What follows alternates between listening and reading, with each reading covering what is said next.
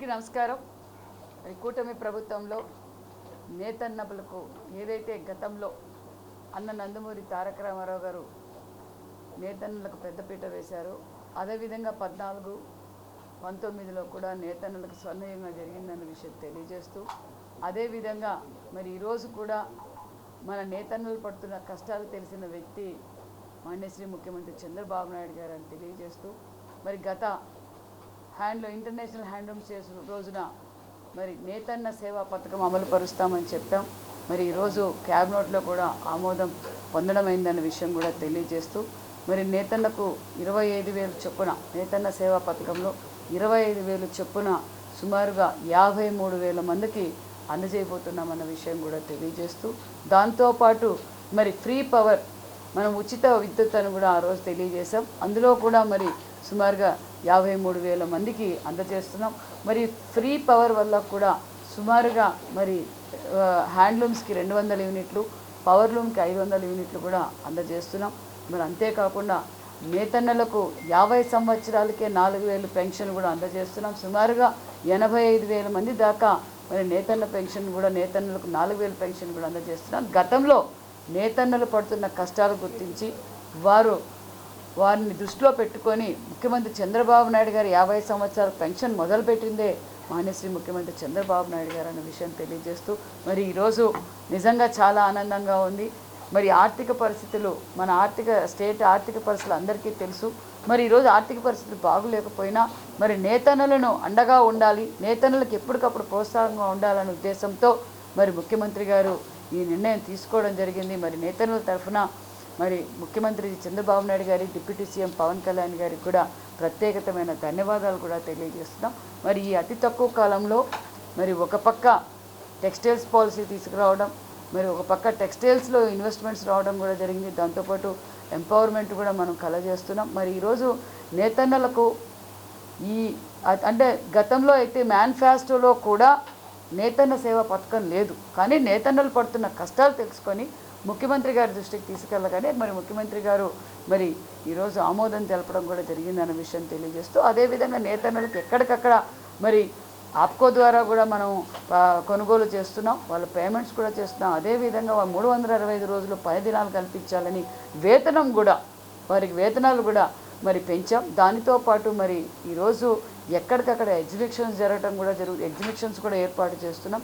మరి మనకి నిన్నటి రోజున కూడా మరి నేషనల్ అవార్డ్స్ కూడా 2 రావడం జరిగింది. దానికి కూడా చాలా గర్వంగా ఉంది. దాంతోపాటు మరి ఇతర ప్రైవేట్ కంపెనీస్తో కూడా మనము మరి ఇతర కార్పొరేట్ కంపెనీస్తో కూడా టైఅప్ అయ్యి వారికి డైరెక్ట్ మార్కెటింగ్ సదుపాయం కూడా ఏర్పాటు చేస్తున్నాం. 90% సబ్సిడీతో మరి వారికి పనిముట్లు కూడా అందజేస్తున్నాం అనే విషయం కూడా తెలియజేస్తూ మరి ఒక పక్క 4,000 పెన్షను, మరి సుమారుగా 88,000 మందికి మనం 85,678 మందికి మరి నేతన్న పెన్షన్ కూడా నేతన్నలకు 50 సంవత్సరాలకి పెన్షన్ అందజేస్తున్నాం.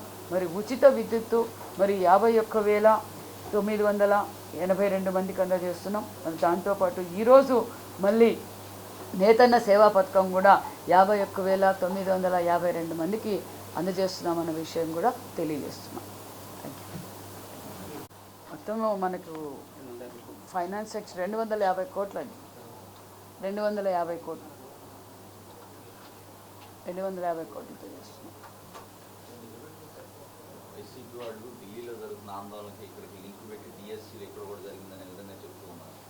వైసీపీ వాళ్ళకి ఏది ఎప్పుడేం మాట్లాడతారో మన అందరికీ తెలిసి 2 సంవత్సరాలుగా వైసీపీ పార్టీకి ఆయన నాయకుడు జగన్మోహన్ రెడ్డి గారు ఏ విధంగా అయితే సేవ రాజకీయాలు చేయటం, మరి ఆయన ఒక్క డిఎస్సి కూడా వేయలేదు. మరి జగన్మోహన్ రెడ్డి గారు నేను అధికారంలోకి రాగానే జాబ్ క్యాలెండర్ ఇస్తానన్నారు, సిపిఎస్ వారానికే రద్దు అన్నాడు, సంపూర్ణ మద్యపాన నిషేధం అన్నాడు, పరిశ్రమలు తీసుకొస్తాను, ఉపాధి కల్పిస్తానన్నారు. మరి అమ్మఒడి ఇంట్లో ఎంతమంది ఉంటే అంతమందికి అమ్మఒడి వేస్తానన్నారు. మరి ఈ జగన్మోహన్ రెడ్డి గారు ఈరోజు మాట్లాడే నైతిక విలువ కూడా లేదు. మరి క్లారిటీగా గతంలో ముఖ్యమంత్రి చంద్రబాబు నాయుడు గారు ఉన్నప్పుడే డిఎస్సీలు ఇచ్చాం. మళ్ళీ ఈరోజు మేము అధికారంలోకి రాగానే మొదటి సంతకం మెగా డిఎస్సీ సంతకం పెట్టాం. మరి ఈరోజు మరి పిల్లల భావితరాల భవిష్యత్ జీవితాల్లో మరి వెలుగులు నింపాం.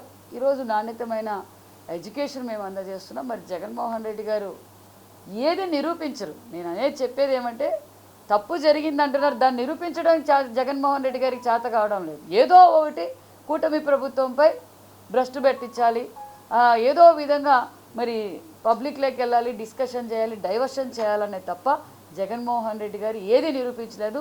కూటమి ప్రభుత్వం క్లారిటీగా ఉంది. మళ్ళీ కూడా డిఎస్సి మేము అందజేయబోతున్నామన్న విషయం కూడా తెలియజేస్తున్నాం.